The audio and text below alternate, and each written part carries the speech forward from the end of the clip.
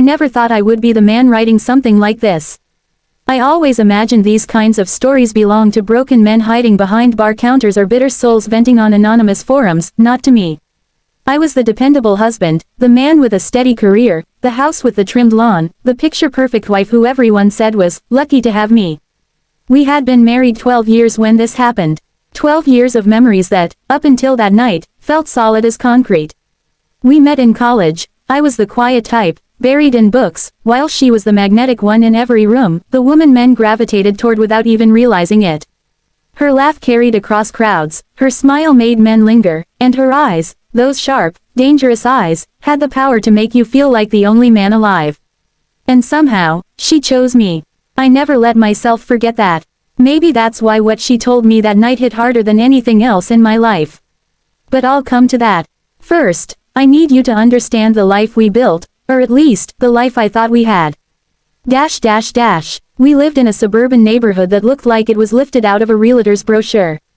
Kids played basketball in driveways, dogs barked behind fences, sprinklers hissed in neat arcs across manicured lawns. On weekends, we hosted barbecues, laughed with neighbors, and played the part of a couple everyone admired. You two are goals, people said. Still so in love after all these years. If only they knew. She was my wife, yes, but she was also a woman I never stopped chasing, even after marriage. Some men grow lazy, assuming the ring means security. I never did. I bought her flowers, I planned trips, I touched her every chance I got. I wanted her to feel wanted because, deep down, I knew what kind of woman she was, the kind who thrived on being desired. And she was beautiful. God, even after 2 kids and a decade together, she hadn't lost that spark. Long auburn hair that fell in loose waves, a body that still turned heads when she walked into a room, lips that could smile sweetly or cut you open with a single curl. She was intoxicating, but she was also restless. I didn't notice it at first, the way her eyes sometimes drifted when a man walked by, the way she lingered too long on her phone at night, the way she grew bored of the routines that once thrilled her. I thought it was life, or maybe just marriage settling into its quiet rhythm. But looking back, it was something else. It was hunger. The night everything cracked started so normal, it still makes my skin crawl. We had dinner, just the 2 of us. The kids were at a friend's sleepover, and the house felt strangely still without their laughter echoing off the walls. I grilled steaks in the backyard while she poured wine. We sat on the patio, string lights glowing above us, a warm breeze rustling the trees. She looked beautiful, too beautiful for a simple night at home. She wore that black dress that clung to her hips, the one I used to love because it meant she wanted me. But that night, her beauty felt like a warning I didn't yet understand. Halfway through her second glass of wine, she leaned back in her chair and stared at me with an expression I couldn't read. Not playful, not affectionate, something heavier. I need to tell you something, she said. Her voice was calm, but her fingers twisted around the stem of her glass like she was holding onto it for dear life. My stomach dropped. Every man knows that tone. It's the tone that says this is about to hurt. What is it? I asked, trying to steady my voice. She didn't answer right away. She took a sip of wine, set the glass down, and looked me dead in the eyes. If I ever had the chance to spend just one night with my dream man, I'd take it. I laughed. I actually laughed, thinking she was joking. But she didn't laugh back. Her face stayed perfectly serious. What? I asked, the words sticking in my throat. You heard me, she said. One night, that's all. No strings, no questions. Just, one night. I stared at her, waiting for the punchline, waiting for her to say she was kidding, that this was some twisted way of spicing up our evening. But she didn't. She just sat there, shoulders squared, eyes locked on mine, daring me to react. Are you out of your mind? I finally said. She shook her head. No, I'm being honest. That's when something inside me shifted. My wife, the woman I built a life with, was telling me, not asking, not confessing guilt, but telling me, that she wanted to sleep with another man. Not because she was unhappy. Not because she wanted to leave. But because it was her dream. Do you know how small that makes a man feel? I tried to stay calm, to reason, to make sense of it. You're drunk, I said. She leaned forward, eyes burning. No, I've thought about this sober. I've thought about it for years. And just like that, my world tilted on its axis. I won't tell you his name yet. I didn't even know it at the time. But she knew. She had someone in mind, that much was clear from the way her lips curved when she said, "Dream man." I wanted to scream. I wanted to throw my glass against the wall, demand she take it back. But I didn't. I just sat there, silent, while my wife calmly dismantled the life I thought we shared. One night, she repeated, like it was reasonable. Like she was asking for a weekend spa trip with her girlfriends. "That's all I want." She said it so casually, so matter-of-factly, it made me wonder how long she'd been rehearsing those words. That night, I didn't sleep. She curled up in bed beside me, breathing softly, while I stared at the ceiling replaying her words over and over. One night, just one night, I thought about every moment of our marriage, the vows, the laughter, the fights, the reconciliations. Was all of it just a placeholder until she could live out her fantasy? By sunrise, I wasn't the same man. Something in me had cracked, though I didn't know yet how deep it would go. Because here's the thing, when your wife tells you she wants one night with another man, it doesn't just shake your trust. It shakes your sense of who you are. And I had no idea that the worst was yet to come. I woke up the next morning with a hollow chest, the kind of emptiness that comes after a nightmare, except this wasn't a nightmare. I didn't have the luxury of waking up relieved, whispering, "Thank God it was just a dream." No, this was real. My wife, the woman who had pledged herself to me under an arch of flowers while her voice trembled with love, had told me she wanted another man. Just one night, just enough to burn the fantasy into her skin. She slept beside me, peaceful as ever, like she hadn't just gutted me with 12 words. Her hair spilled across her pillow, her lips slightly parted, her breathing steady. She looked angelic, untouched by the storm she'd unleashed inside me. I wanted to shake her awake. I wanted to demand an explanation right then and there. But I didn't. I lay there in silence, staring at the ceiling, wondering how the hell I was supposed to live in the same house with someone who could look me in the eye and confess something like that without a shred of guilt. By the time she stirred awake, I'd been in the kitchen for an hour, nursing a coffee that had gone cold. She padded in, barefoot, wearing one of my shirts, her hair messy from sleep. She kissed my cheek like nothing was wrong. That kiss burned more than any slap could. "Morning," she said casually, opening a cupboard for cereal. I stared at her, the words clawing at my throat. "We need to talk." She froze, her hand on the box of cereal. For a moment, I thought maybe she'd back down, maybe she'd laugh and say she was drunk, that she didn't mean it. Instead, she turned, expression calm. "I figured you'd say that." We sat at the kitchen table, sunlight pouring in through the window, making everything feel painfully ordinary. She tucked her legs beneath her chair, sipped orange juice, and waited. "Was last night a joke?" I asked finally. Her eyes met mine, steady, unwavering. "No, it wasn't." My heart sank. "Do you hear yourself?" My voice cracked, rising despite my efforts. "You're my wife. You stood in front of God, in front of our families, and swore to love me. To be with me. And now you're telling me you want to." "I never said I didn't love you," she interrupted. That single sentence made me want to throw my cup against the wall. "You think that makes it better?"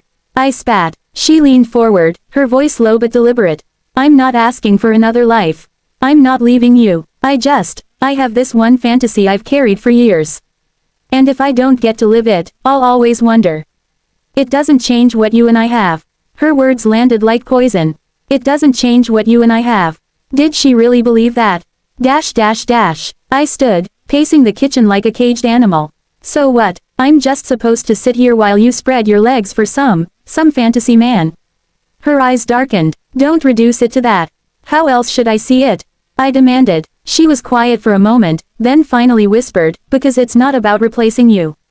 It's about something I've imagined for so long, it feels like part of me. I need to do this, for me." I laughed bitterly. "For you. Always for you." That day, I barely spoke to her. I walked through the motions like a ghost, work calls, errands, even picking up the kids from school. I plastered on a smile while my insides rotted. Every time I glanced at her, every time she moved through the house humming, folding laundry, laughing with the kids, I thought, how can you act so normal? How can you betray me with such calmness? But it wasn't betrayal yet.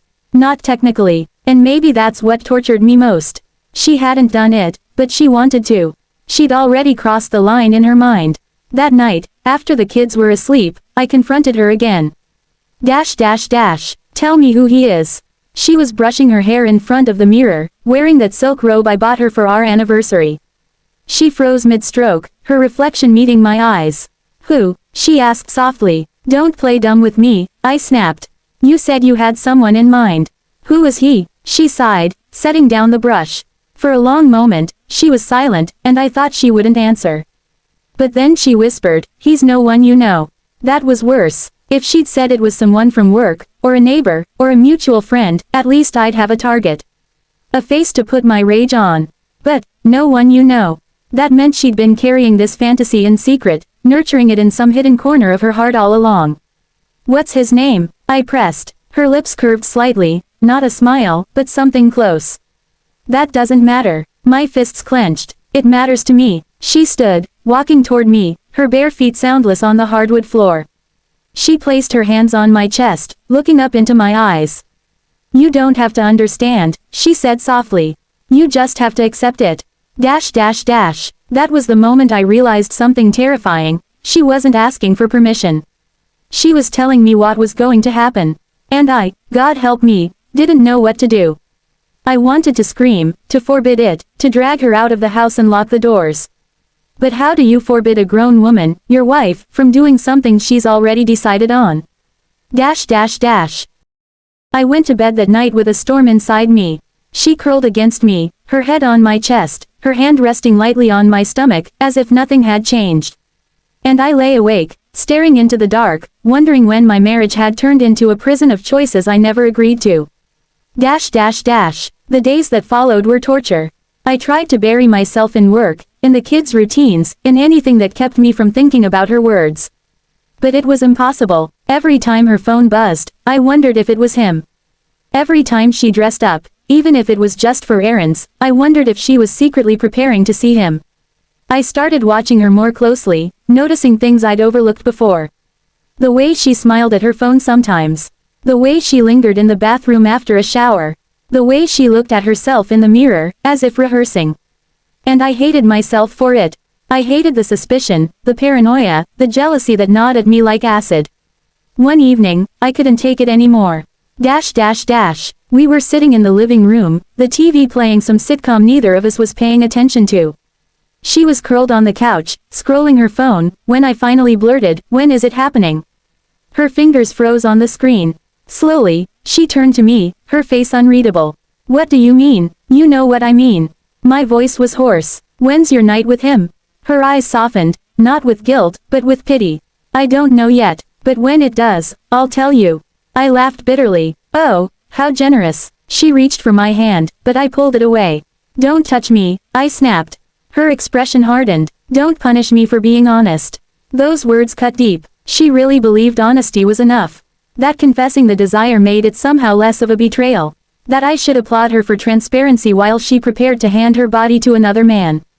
That night, I sat outside on the porch long after she went to bed. The moon hung heavy in the sky, crickets chirping in the grass, and I smoked a cigarette for the first time in years. I needed something to calm the storm inside me. I thought about leaving, packing a bag, driving off, never looking back. But then I thought about the kids. About the house. About the life we'd built. Could I really throw it all away because my wife wanted one night? But wasn't that the point? Wasn't one night enough to destroy everything? The questions circled in my mind like vultures, and no matter how many times I tried to chase them away, they came back, hungrier each time. By the end of that week, I knew. She was going to do it. And I couldn't stop her. The only question left was, what the hell was I going to do when she did? The night it finally happened was so ordinary, it still sickens me. There was no dramatic fight beforehand, no slammed doors, no tears.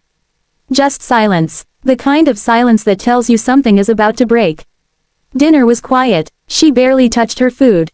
I barely tasted mine. The kids had gone to bed early after a long day, and suddenly it was just the two of us again, trapped in that suffocating stillness. She wore a simple dress. Black, modest, nothing flashy.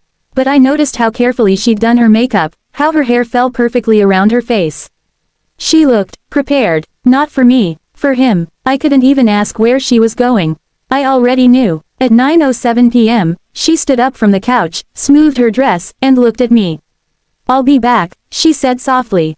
No excuses. No cover story. Just those 3 words. And then she walked out the door. The moment it shut behind her, the house collapsed into a void.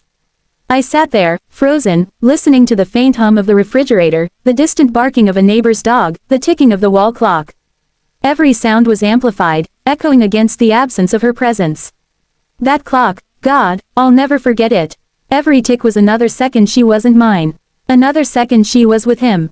I poured myself a drink. Whiskey. Straight. It burned going down, but not as much as the thought of her lips on his skin. The mind is a cruel bastard. I didn't have details. I didn't know where they were, what hotel, what sheets. But my imagination filled in the blanks with vicious clarity. I saw her laughing in another man's car, her hand on his thigh. I saw her in some dimly lit hotel room, the zipper of her dress sliding down, her skin revealed to hands that weren't mine. I hated myself for it, but I couldn't stop picturing it. Her head thrown back in pleasure, her moans filling a room I'd never enter, her nails raking across a chest that wasn't mine. Every image was a knife. And I let it stab me again and again, because the alternative, pretending she was out running errands, was even worse. At one point, I stumbled into our bedroom. The bed looked wrong without her. The sheets cold, untouched. Her pillow lay there, indented with the shape of her head, smelling faintly of her shampoo. I pressed my face into it, desperate, pathetic, trying to find comfort in the scent of the woman who was betraying me in real time. I couldn't sleep. I couldn't even lie down. I paced the house like a ghost, clutching my glass, refilling it every time it ran dry. My reflection in the dark window looked like a stranger, red eyes, clenched jaw, a man unraveling. At 11:42 p.m., I broke. I picked up my phone and dialed her number. It rang, once, twice, then went to voicemail. I didn't leave a message. What was I going to say? Hey, honey, hope you're enjoying yourself while I'm drinking myself into the floor. No, I just sat there, staring at the black screen, my hand trembling. By 1 a.m., I was spiraling. The whiskey wasn't enough anymore. I needed something, anything, to stop the images running through my mind. I went outside, sat on the porch steps, and lit another cigarette. The night air was cool, the street eerily quiet. Somewhere in the distance, a train horn wailed, long and lonely, like it was mocking me. I thought about driving, getting in my car and hunting them down. But where would I even go? Every hotel, every dark corner of the city. The thought of knocking on some random door and finding her there, half naked, flushed, eyes rolling back in pleasure at another man's touch, nearly made me vomit. So I stayed put, stuck in limbo. Time became distorted. Minutes felt like hours. Hours felt like days. At 2:26 a.m., I sat on the kitchen floor, my back against the cabinets, staring at nothing. The house reeked of smoke and alcohol. My chest felt heavy, like someone was pressing a weight into me. That's when the rage hit. Not quiet, simmering rage. Explosive, violent rage. I wanted to smash every glass, tear every photo off the walls, burn every trace of her. I wanted to stop being her husband. But I didn't. I sat there like a coward, suffocating in the reality she had created for me. At 3:18 a.m., I heard the sound of a car pulling into the driveway. My body went rigid. Her key turned in the lock. The door creaked open. Soft footsteps on the hardwood. She walked in, calm. Her hair was slightly messy, her lipstick faded, her perfume faint but lingering in the air. She saw me sitting there on the floor, empty glass in my hand, eyes bloodshot. For a moment, she hesitated. Then she whispered, "I told you I'd be back." I wanted to ask a million questions. Was he worth it? Did he touch you the way I used to? Did you love it? Did you love him? But I didn't. My throat locked. My body refused to move. She stepped closer, crouched down, and touched my face. Her hand was warm. Mine was ice. "Go to bed," she said softly. "We'll talk tomorrow." And just like that, she walked past me, up the stairs, and into the shower. I sat there listening to the water run, imagining her washing him off her skin, and I realized something that nearly broke me in two. I had just lost my wife. Not physically, she was right upstairs, but spiritually, emotionally, she no longer belonged to me. And the worst part, she'd made peace with it. That night didn't end when she came home. It still hasn't ended, because once you know your wife is capable of looking you in the eye, telling you she loves you, and then walking away to another man's bed. You never sleep the same again. The morning after she came home from him, I woke up before sunrise. I hadn't really slept. My body had given in for maybe an hour, but my mind had never stopped spinning. When I opened my eyes, she was beside me, hair damp from her shower, her breathing steady, her skin clean. Too clean. It was like the night before had been wiped away. Like she'd gone to a spa, not another man's bed. I lay there, staring at her, my chest tight. How could she look so peaceful? How could she just slide back into our life like nothing had happened? The alarm buzzed at 6:30. She stirred, stretched, and gave me that same sleepy smile she always did. Like she hadn't destroyed me. Morning, she whispered. My throat clenched. I didn't answer. The day began like every other. She made coffee, packed the kids' lunches, hummed while she moved through the kitchen. The house was alive again, but for me, it felt haunted. Every corner whispered of what she'd done. Every smile from her felt like a lie. I sat at the table, drinking coffee I couldn't taste, watching her. She moved with ease, as if she hadn't crossed the line. As if the line didn't exist. Finally, when the kids were gone, I couldn't take it anymore. Are we going to talk about it? I asked. She turned from the sink, drying her hands with a towel, her expression unreadable. About what? She asked, almost casually. My chest burned. Don't do that. Don't pretend. Her eyes softened, almost pitying. All right, she said calmly, pulling out a chair across from me. She sat down, folded her hands, and looked at me like a therapist about to explain something complicated to a fragile patient. It happened, she said plainly. I flinched. The words hit harder than a slap. Her voice didn't waver. She didn't fidget or look away. She said it with the same tone she might have used to say she'd gone to the grocery store. It was one night, like I told you. I wanted to scream, to flip the table. Instead, I gripped my coffee mug so hard I thought it might shatter. How could you? I whispered. She tilted her head slightly, like the question confused her. I told you what I wanted. I was honest. I didn't lie. I didn't sneak. I gave you the truth. My laugh was bitter, sharp. The truth? You think honesty makes it better? You think telling me you were going to fuck someone else somehow erases the fact that you did? She winced at my words but didn't back down. I didn't do it to hurt you. Then who the hell did you do it for? Her answer was instant. For me. That was the moment I realized we weren't speaking the same language anymore. I was talking about marriage, vows, loyalty. She was talking about herself, her desires, her fulfillment. Somewhere along the way, the idea of us had split into two separate me's. Hers mattered, mine didn't. I leaned back, shaking my head. You're insane if you think things can go back to normal. She didn't flinch. I don't expect them to. Not right away, but I do expect you to see that I came back. To you, to us. That means something. My voice cracked. It means nothing. You gave yourself to another man. Her eyes narrowed. One night doesn't erase 12 years. But it did, at least for me, because those 12 years had been built on the belief that I was enough for her. And in one night, she shattered that illusion. The days that followed were worse than the night itself. She moved through life seamlessly. Cooking, working, laughing with the kids. She kissed me goodbye before leaving the house, kissed me goodnight before bed. To anyone else, we looked unchanged. But inside me, everything had collapsed. I couldn't touch her without imagining him. I couldn't smell her perfume without wondering if it was the same she wore for him. I couldn't look at her lips without picturing them on another man. And she knew it. I could see it in the way she looked at me, patient, almost condescending, like she was waiting for me to adjust, to catch up to her new reality. One night, I broke again. We were in bed, the lights off, silence thick between us. I stared at the ceiling, fists clenched beneath the sheets. Tell me what you did with him, I whispered.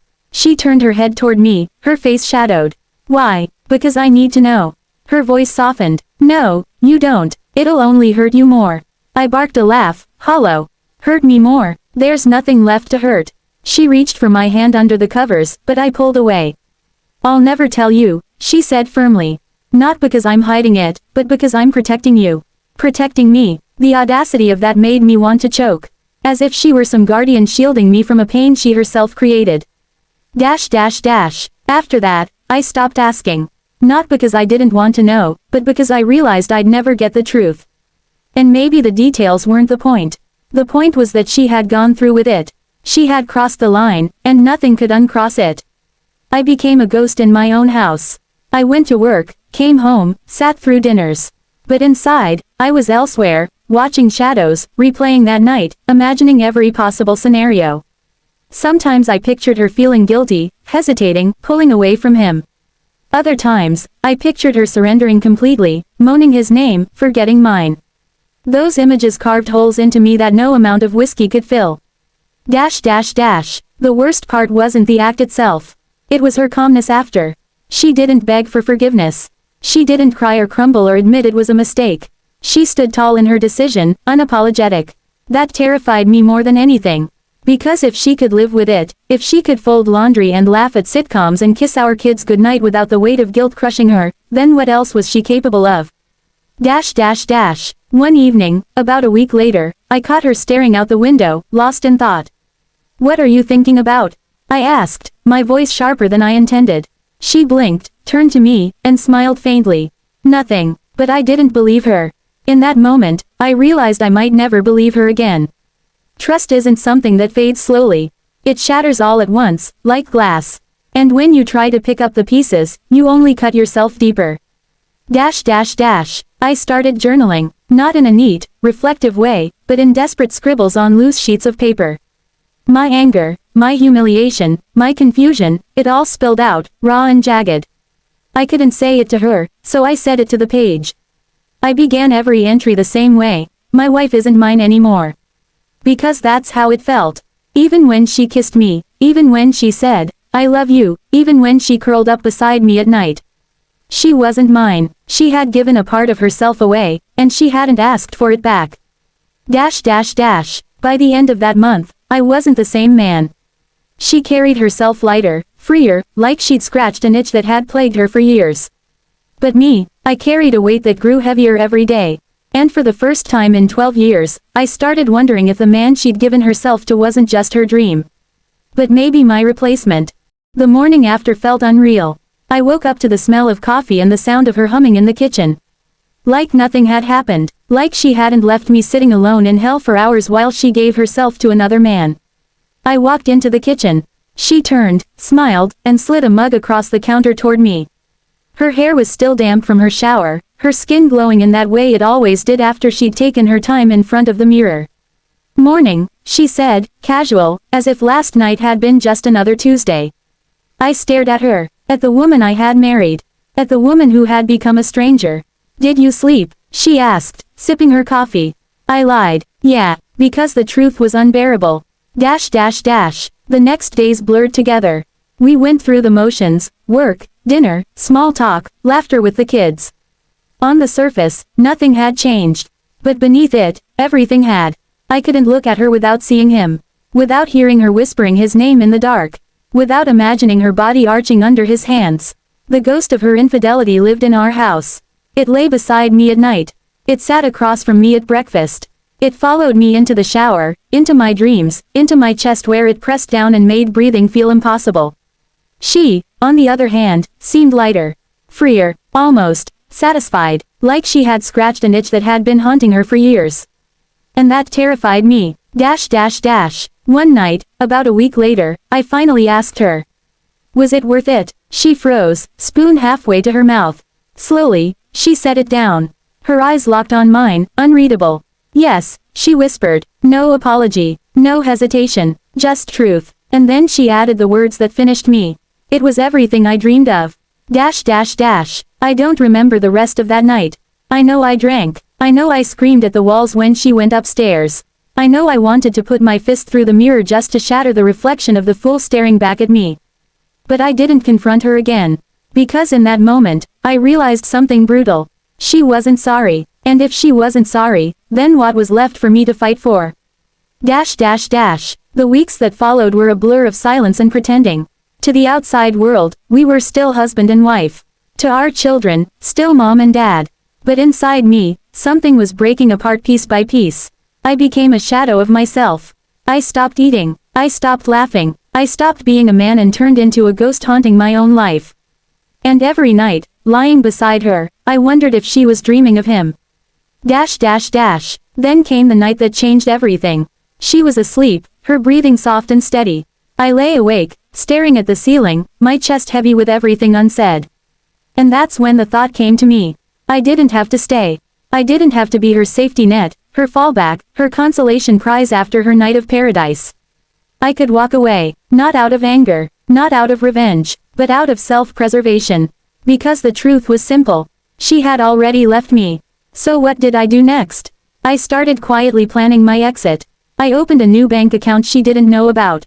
I began documenting everything, every bill, every expense, every moment that proved I was the one holding this family together. I started running again, rebuilding the body I had let fall apart. I stopped drinking every night. I began to reclaim myself, piece by jagged piece. And while she lay beside me dreaming of her dream man, I was dreaming of freedom. The last conversation we ever had about that night came months later.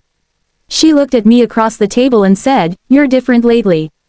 Colder, distant. I nodded. "Yeah, I am." Her eyes narrowed. "Why?" And I told her the truth. "Because you showed me who you are. And now I have to decide if I can keep living with that." She didn't reply. She just looked down at her plate, suddenly small, suddenly unsure. For the first time, I saw fear in her eyes. And in that moment, I knew the power had shifted. She might have had her dream man for one night. But I was about to take away everything else. The story isn't finished. Not yet. But if you're reading this, know one thing. When your wife tells you it's just one night, what she really means is that your marriage is already over. The only question left is, what are you going to do next? Because I already know my answer. And it starts with walking away. This is the haunting story of a man whose wife told him she needed just one night with her dream man, and then walked out of their marriage in spirit, if not in name. Through 5 intense chapters, we witness the agony of waiting, the torment of imagination, and the brutal aftermath of betrayal. But beneath the heartbreak lies something greater, the narrator's awakening. Because in the end, her night of passion didn't just break their marriage. It freed him from living a lie. And what he did next proves that sometimes, the only way to win, is to walk away. Thank you for staying with me through this unforgettable journey of heartbreak, betrayal, and rediscovery. Stories like this aren't just about infidelity, they're about the raw truth of human relationships, the pain of broken trust, and the power of finding strength when you least expect it. If this story moved you, shocked you, or made you reflect on your own life, don't forget to subscribe and hit the notification bell so you never miss the next powerful tale. Every click, every share, and every comment helps this community grow and brings more hidden stories to light. Your support means everything. Together, we can keep unveiling the secrets most people are too afraid to tell. This story is a work of fiction created for mature audiences. Any resemblance to real persons, living or dead, or actual events is purely coincidental. Viewer discretion is advised.